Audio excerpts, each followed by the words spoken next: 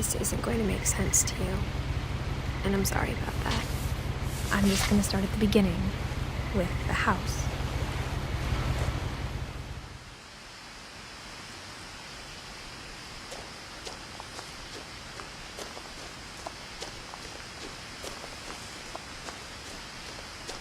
I lived here until I was 11, but I wasn't allowed inside half the rooms.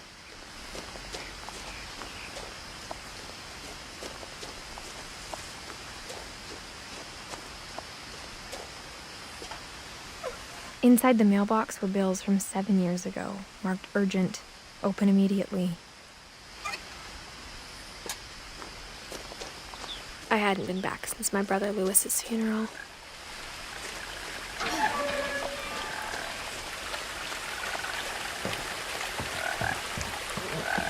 In her will, my mother left me a key but didn't tell me what it unlocked. Maybe she thought I'd know, or she thought that the mystery would be enough to bring me back.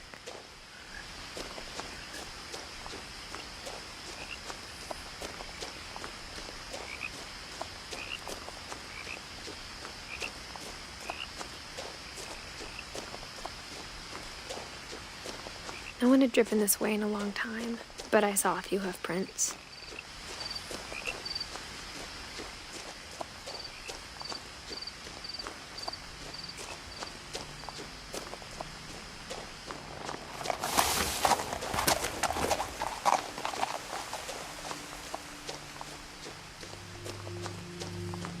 The truth is, even after I inherited the house, I never thought I'd come back to it.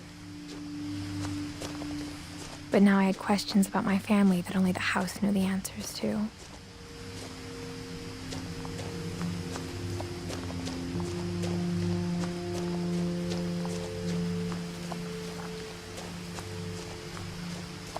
The house was exactly like I remembered it, the way I'd been dreaming about it.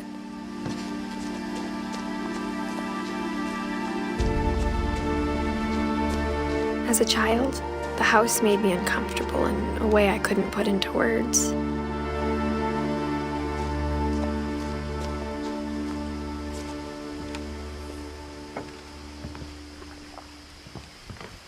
Now, as a 17-year-old, I knew exactly what those words were. I was afraid of the house.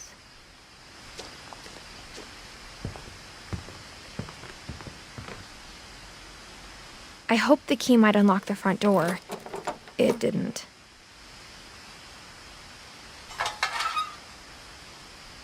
Looking in, I felt like the house itself had been waiting for me.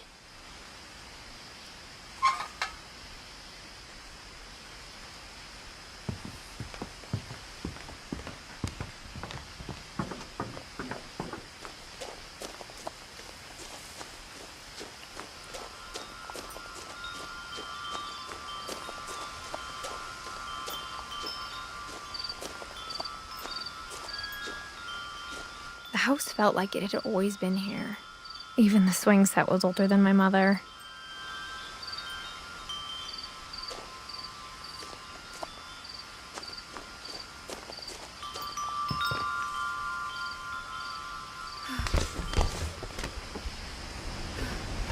Crawling through the doggy door used to be a lot easier when I was 11.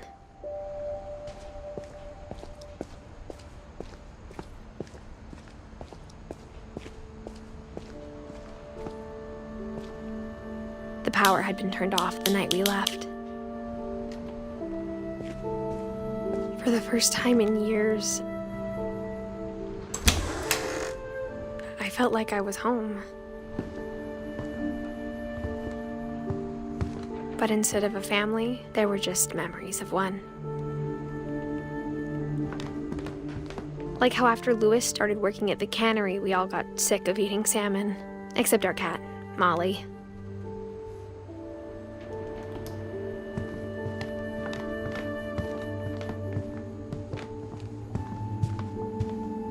The table was still a wreck from the night we left. It was like a bomb had gone off, killing everyone but sparing the furniture.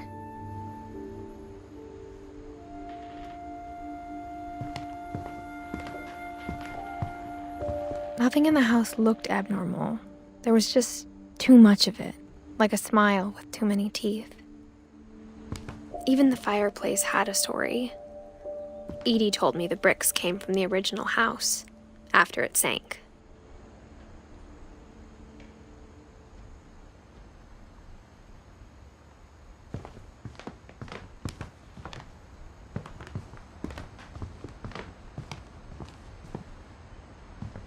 Mom always told me to stay out of the basement, so I wasn't too surprised when the key didn't fit.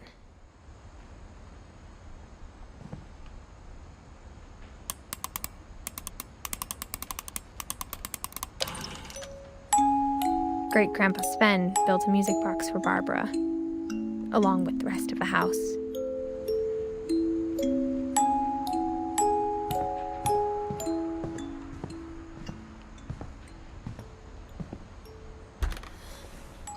Edie told me once that every Finch who ever lived is buried somewhere in the library.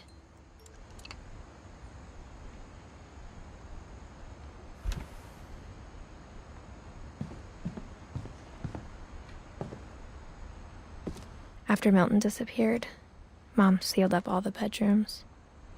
Then Edie retaliated and drilled peepholes.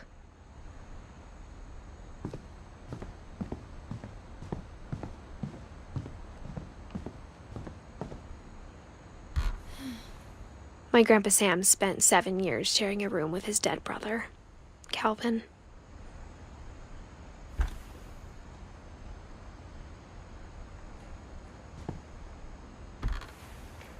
As a kid, I just assumed every house had peepholes and sealed rooms you weren't allowed inside of.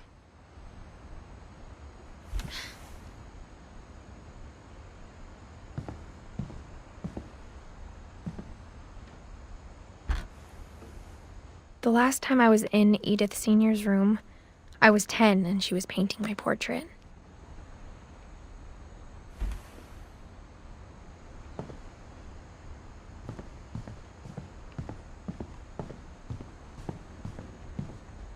Whenever people ask me about my family, the first thing they always want to know about is Barbara. Edie's father, Odin, built the original house.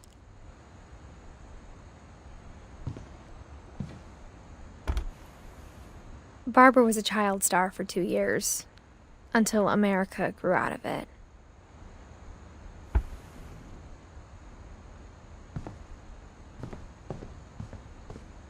Mom must have locked the third-floor stairs on the night we left.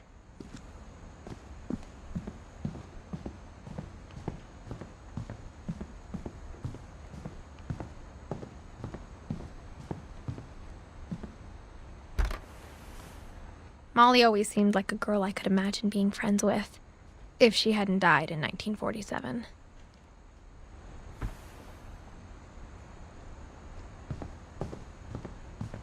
I spent a lot of time playing in Great Uncle Walter's room. I think my mom sometimes regretted not sealing it up. Lewis told me there were secret passages, but I never believed him.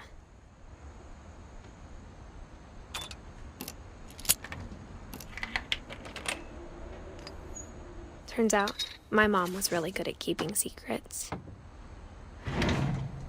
Now it was time to find out what my mom had been afraid of.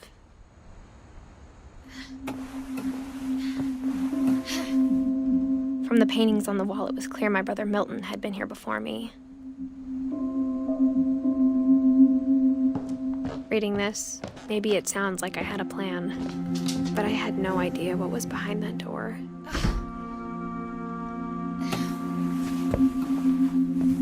Just like I had no idea where all this was gonna lead.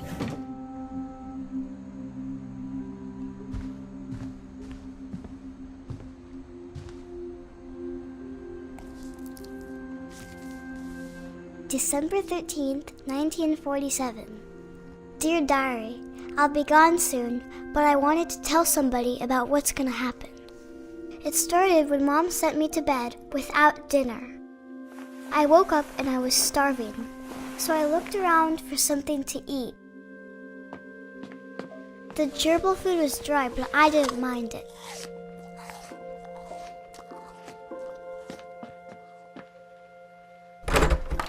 Mom, can I come out now? Sweetheart, it's late. Go to sleep.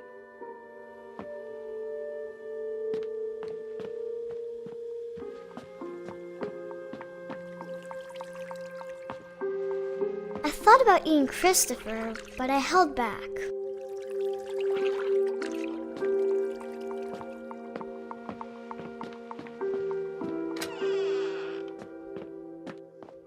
I kept eating and eating.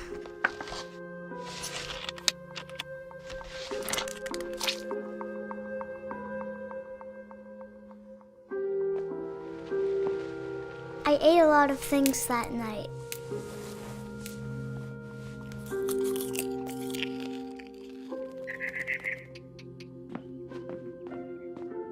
Then I heard chirping outside my window.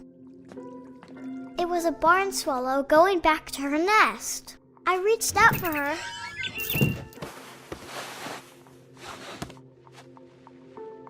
And suddenly, I was a cat. I tried to be quiet, but the bird was really scared.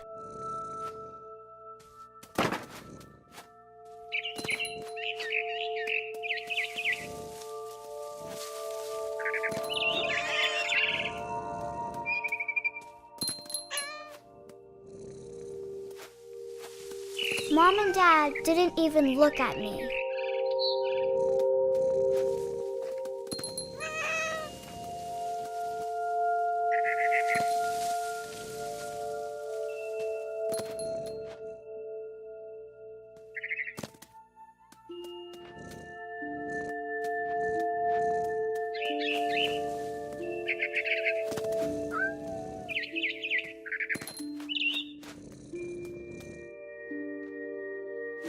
I jumped and I almost got her.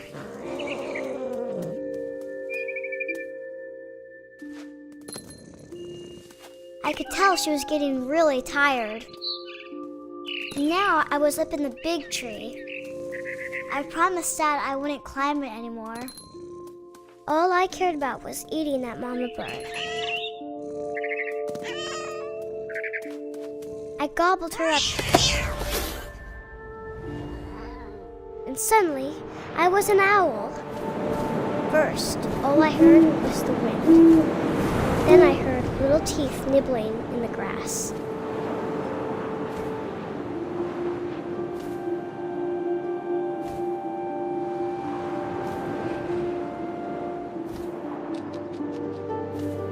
Rabbits.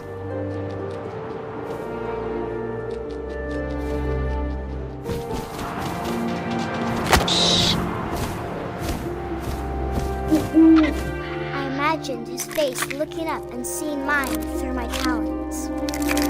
I swallowed him up, and I didn't chew one bit. Then I flew off to find something bigger.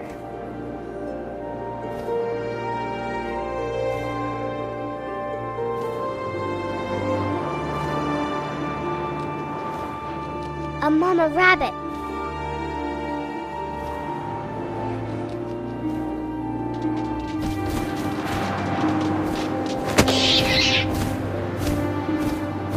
She was almost too big to carry.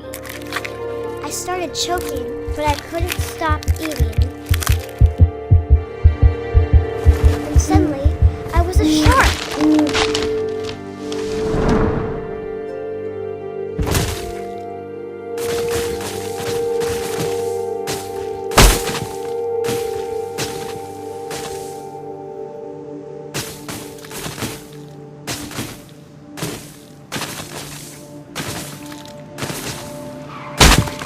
I rolled off the cliff and into the ocean. Now, I was hungrier than ever.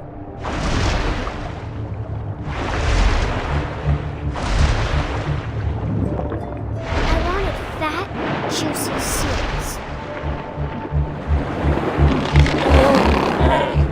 I tore off her flipper, and it tasted really good.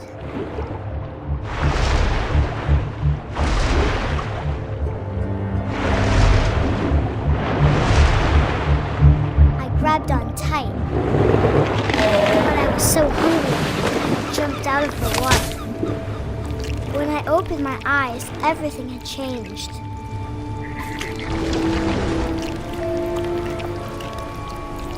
Now I was a monster, and I smelled people everywhere.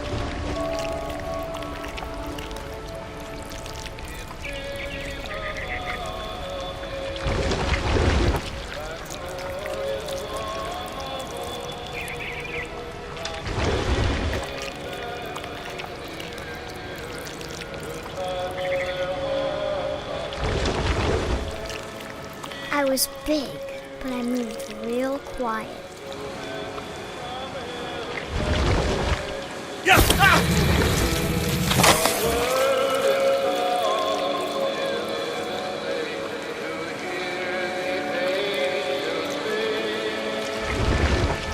I wanted to stop, but also I didn't.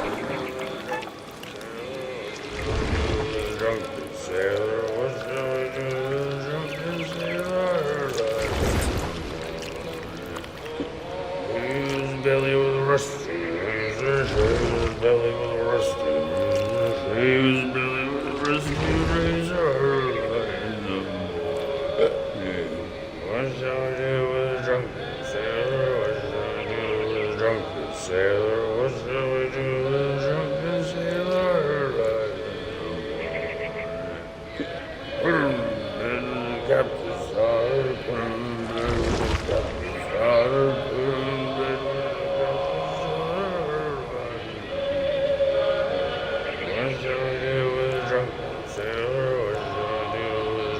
Sailor, what shall I do with a drunken sailor?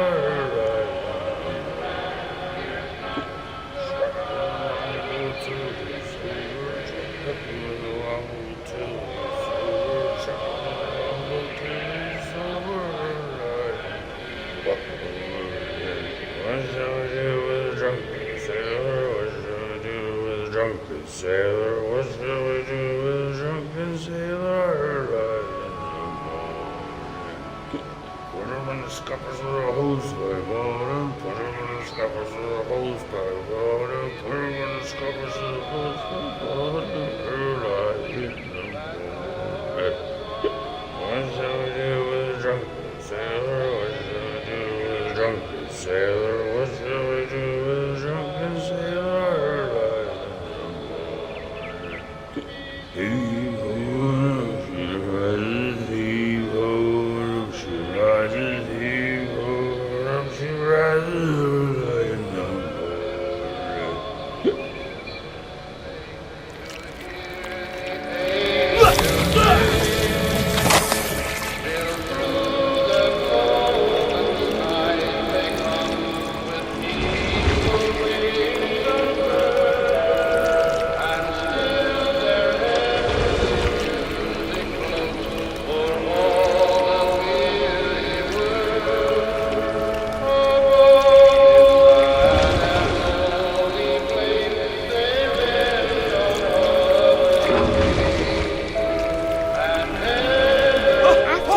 Passenger, I was still hungry. And to cross the water, I smelled something new. Something I had to have, so I swam towards it.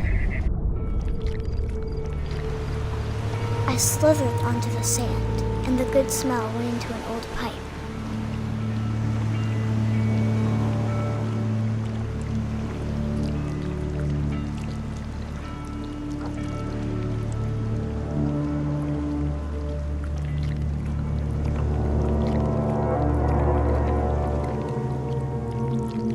I got closer and closer.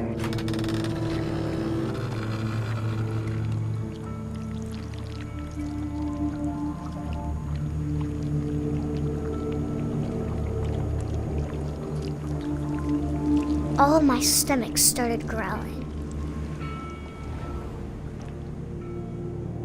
And suddenly, I was me again. I held my breath for a long time, but I couldn't hear anything. I think it's waiting for me to fall asleep. But it's not going to wait much longer. It needs to feed, and we both know I will be delicious.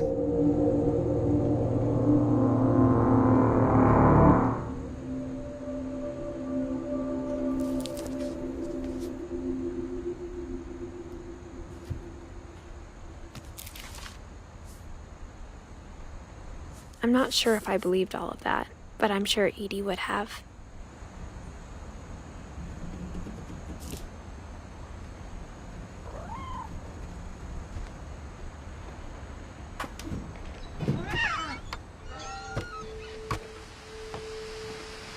This will be obvious later, but my mom never told me any of these stories.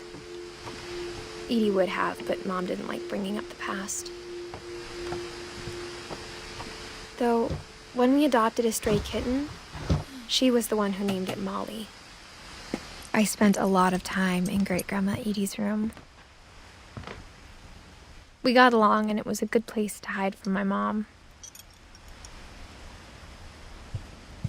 When Edie told people Sven was killed by a dragon, she could also have said he was building a dragon-shaped slide that collapsed. She could have, but she didn't. Her room was like a museum.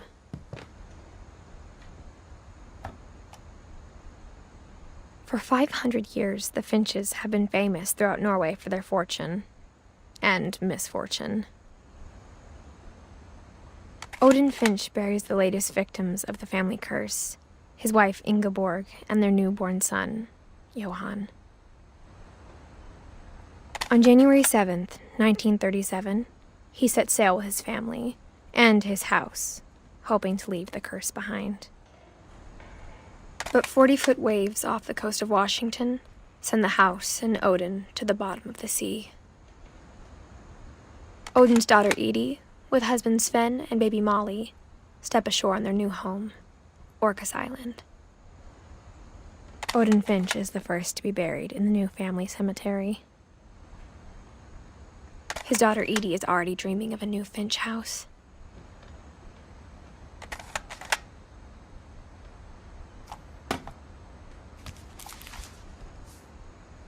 Whatever's wrong with this family, it goes back a long ways.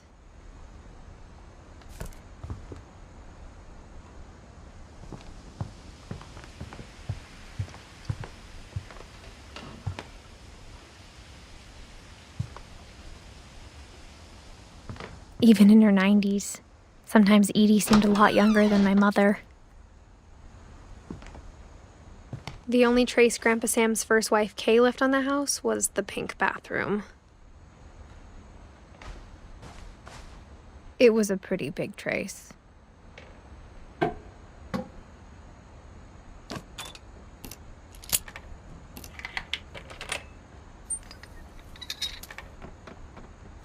There's a secret in this bathroom. It's in the last place you would look. It isn't in the cupboard. It's hidden in this book.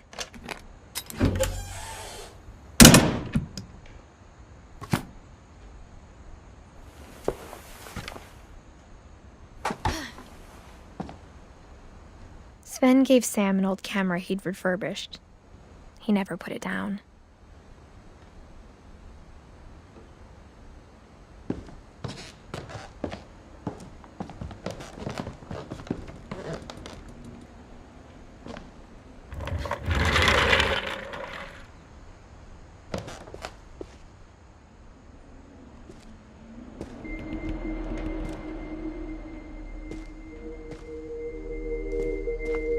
I knew Grandpa Sam had a twin, and that he never talked about him.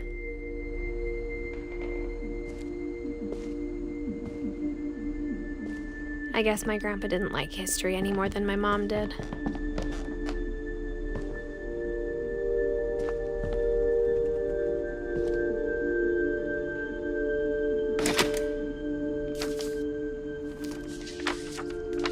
How I Want to Remember My Brother by Sam Finch. The thing I remember is that when he made up his mind, that was it. My brother said he'd die before he ate another mushroom, and he did. At Barbara's funeral, we swore we'd never be afraid again, and he wasn't. I think Calvin always wanted to fly. Sam! Calvin! Dinner's ready!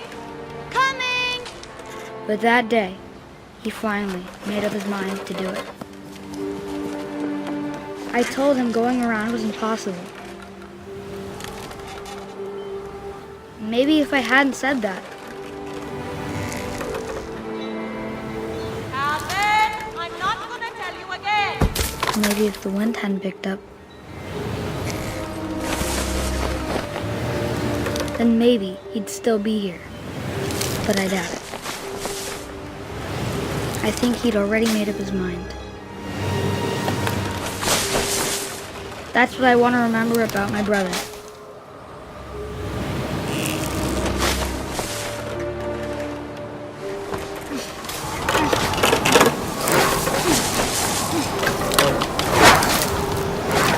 The day he made up his mind to fly.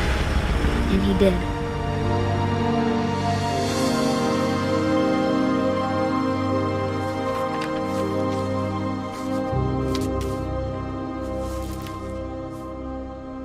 Calvin's story felt strangely familiar.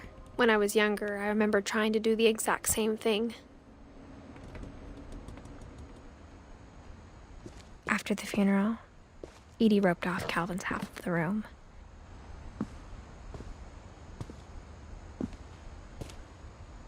Mom said Grandpa Sam enlisted at 18 and never set foot in the room again.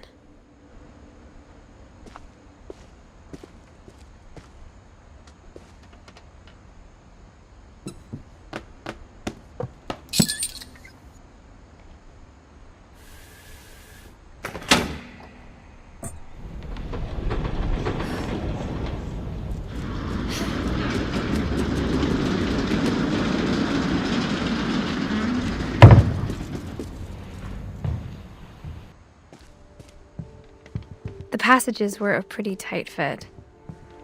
They'd obviously been built for smaller hands and bellies.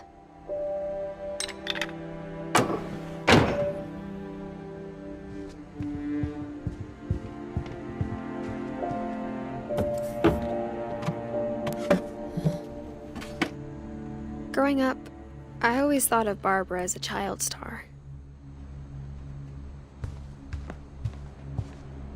I never thought about how hard it must have been for her afterwards.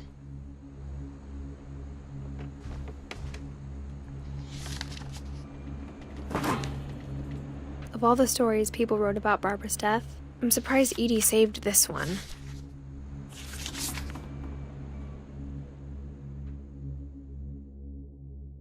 Old Jack here with another ghastly tale inspired by America's most unfortunate family.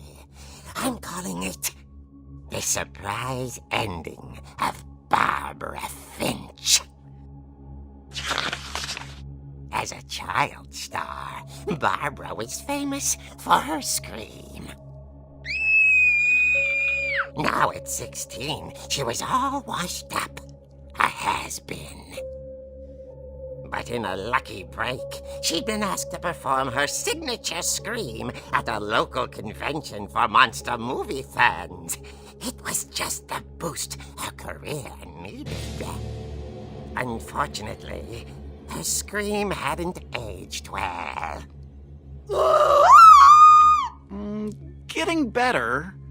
I think you just need the right motivation. Her biggest fan and current boyfriend, Rick, was about to demonstrate when... Now that was a great scream. It was Barbara's father, Sven. He'd slipped into a table saw and had to be rushed to the emergency room. So Barbara got stuck babysitting her youngest brother, Walter.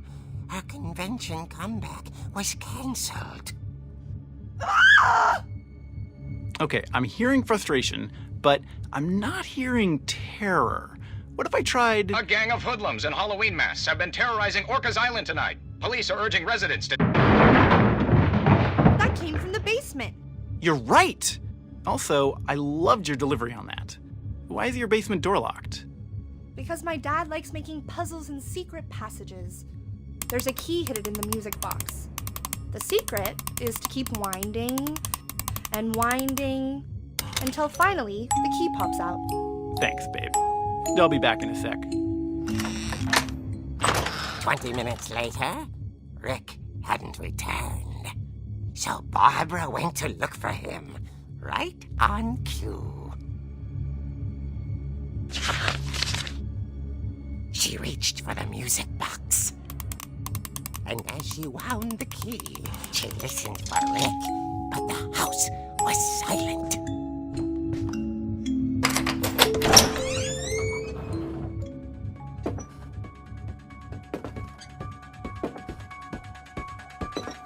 She found Rick's crutch and imagined the worst.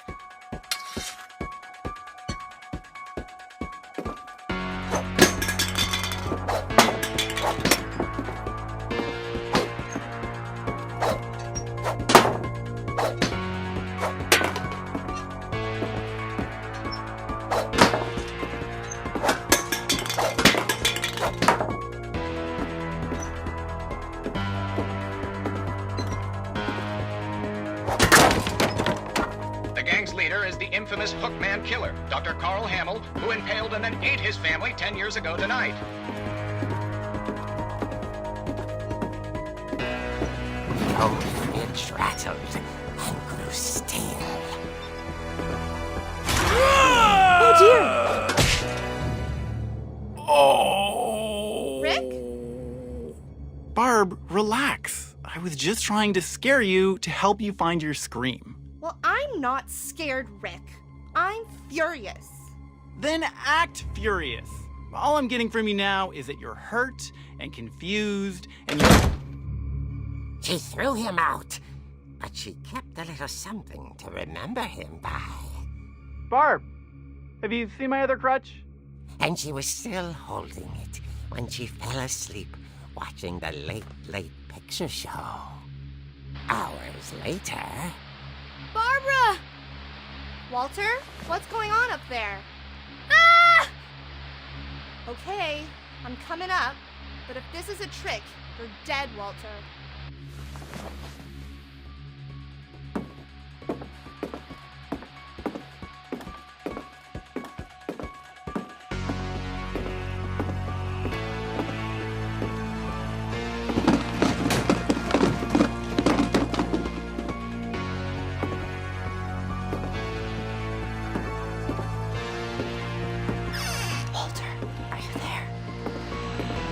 Walter had vanished, but his bedside radio was still on.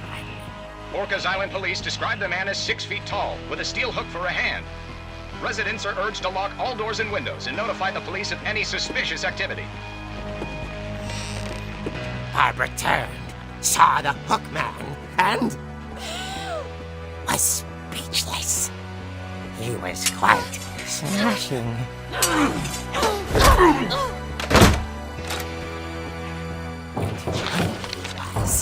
He couldn't get enough of Barbara. Okay, Barbara, there's gotta be another way out of here. That night, she played her part beautifully.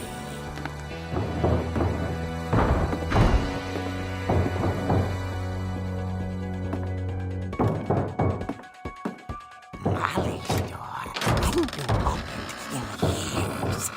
The hinges groaned.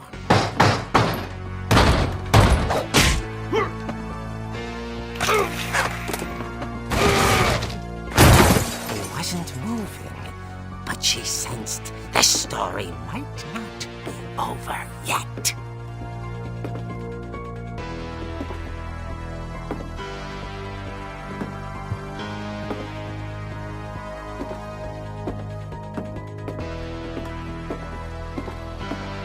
The hookman had vanished.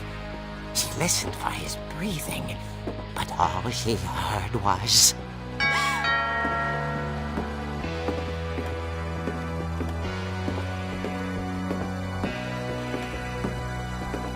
At the door, she heard whispering. It was coming from inside the house.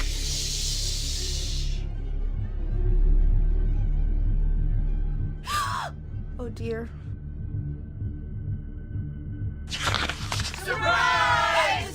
Bravo, Bob! You were wonderful!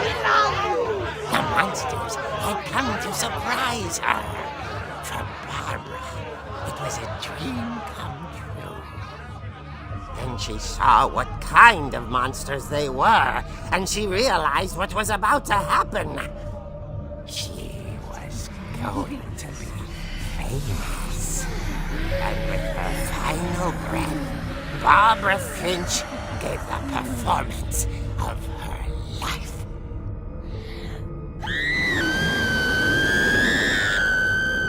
I wasn't there myself, but I hear Barbara was magnificent. Poor girl. She had a taste for stardom. But unfortunately, so did her fans. Of course, the police blamed it all on poor Rick, who disappeared the same night. And little Walter? Hiding under his bed the whole time. He took it all pretty hard, but that's another story.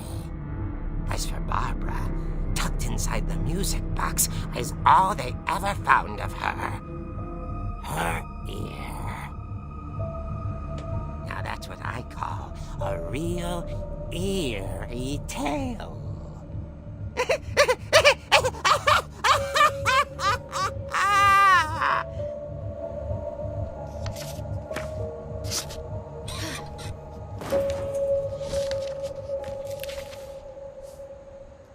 Edie told me all Barbara wanted was to be remembered, as absurd as that comic was.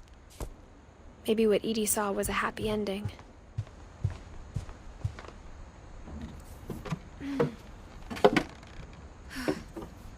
I guess now I know why Mom didn't like me playing with the music box.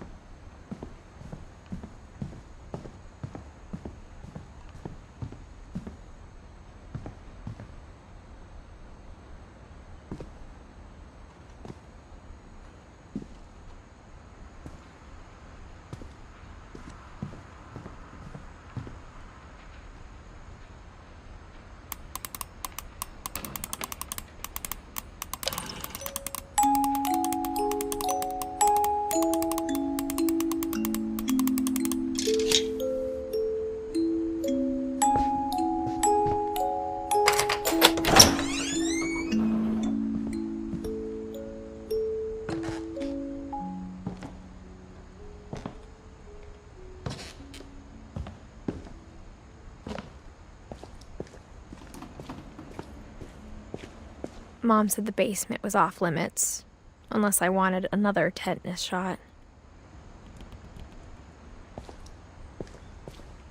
I saw Edie sneak down to the basement once, carrying packages.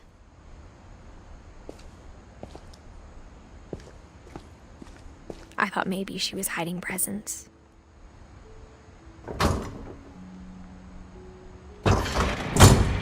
It turned out she was hiding a lot more than that.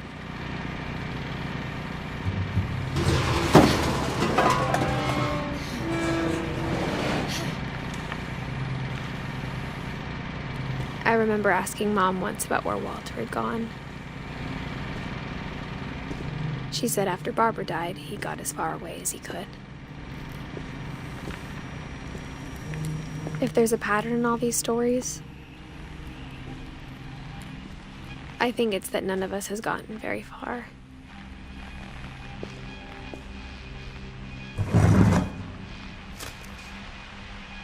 Goodbye, everyone. I can't believe I've been down here for 30 years. On that first day, after the shaking started, I didn't think I'd survive a week.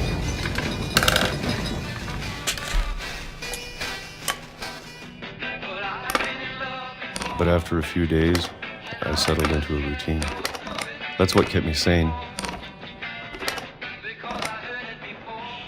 Having a schedule, living for today.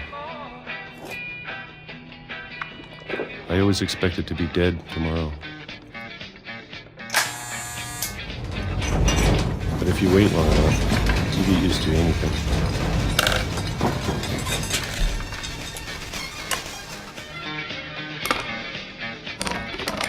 Even a monster, on the other side of the door starts to feel normal. Almost friendly.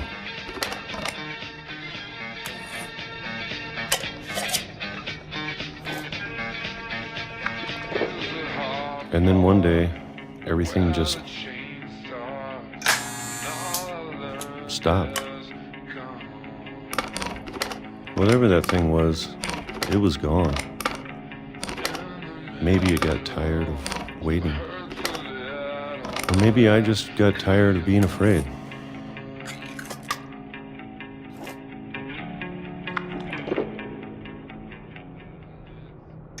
It's been a week now, the longest in 30 years. I'm done waiting. I have to leave while I still can.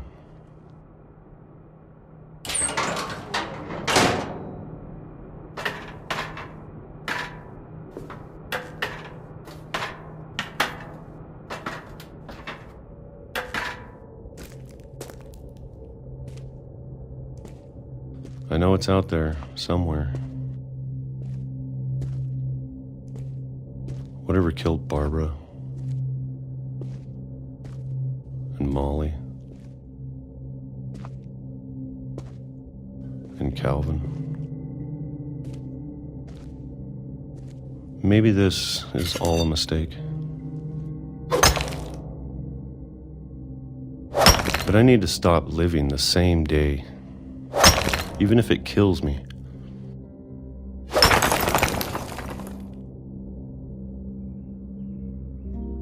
Whatever's out there, I want you to know I'm ready for it. I'm going to appreciate all of it, especially the food. I don't mind if I only have a year left, or a month, or a single week. I'd be happy with one new day. I can already imagine the sun on my face.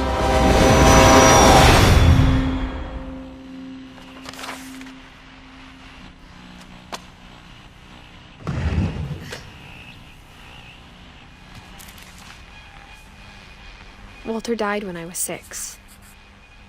I can't believe my mom never told me he was down here.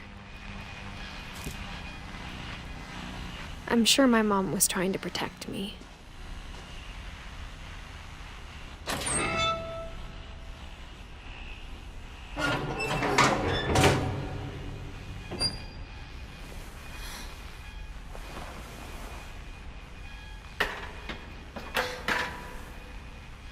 Maybe she was afraid I'd end up like Walter.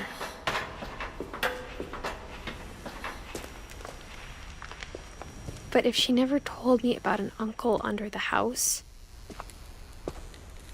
I can only imagine what else she was hiding. I don't want to make the same mistakes she made,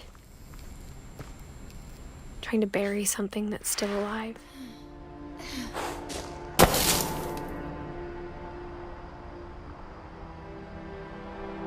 Now that there's only one of us left, or maybe 2,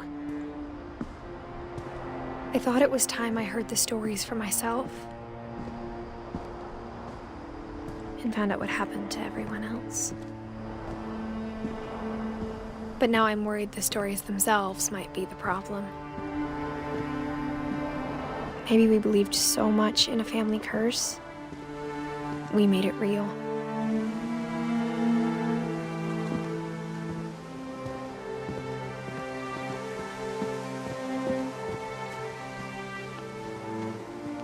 I don't know if I should even be writing this.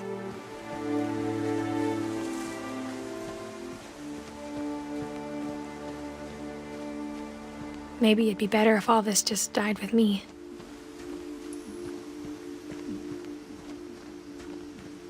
But I thought you should know about your family. And the history you're a part of. Though to be honest, I feel as lost as you probably do right now.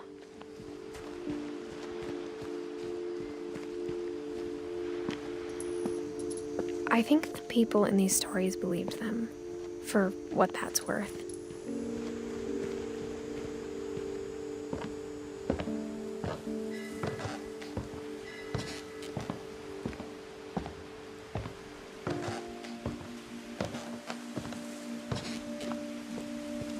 And when you look at the house, that history of imagination and stubbornness and madness, any of it seems possible.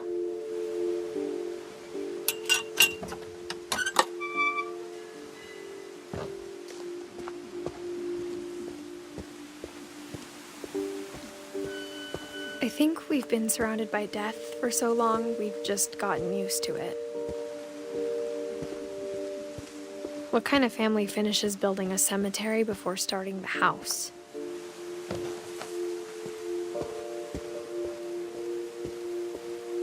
It's embarrassing for me to admit this, but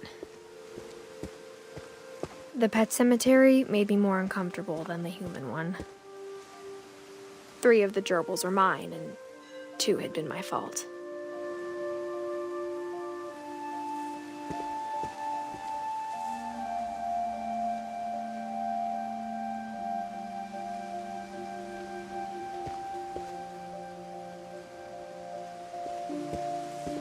Sven built the house, but it was Edie who designed the cemetery.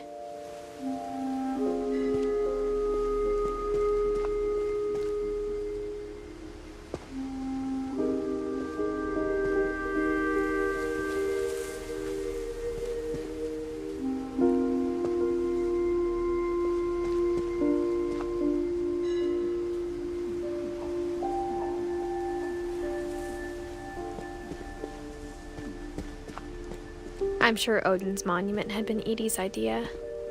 My mom was always trying to move on, but for Edie, the past never went away.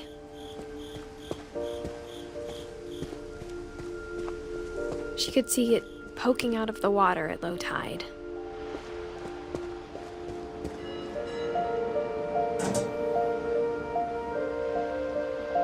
Edie said she dreamed about the old house every night.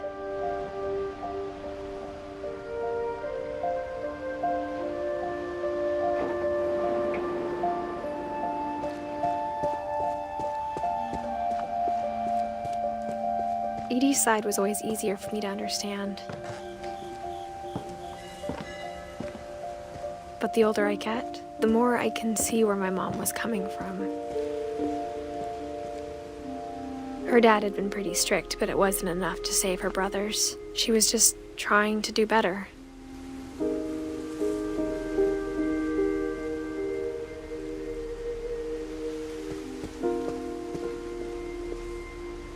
She lost 2 of her brothers, just like I did. I get why she tried so hard to protect us.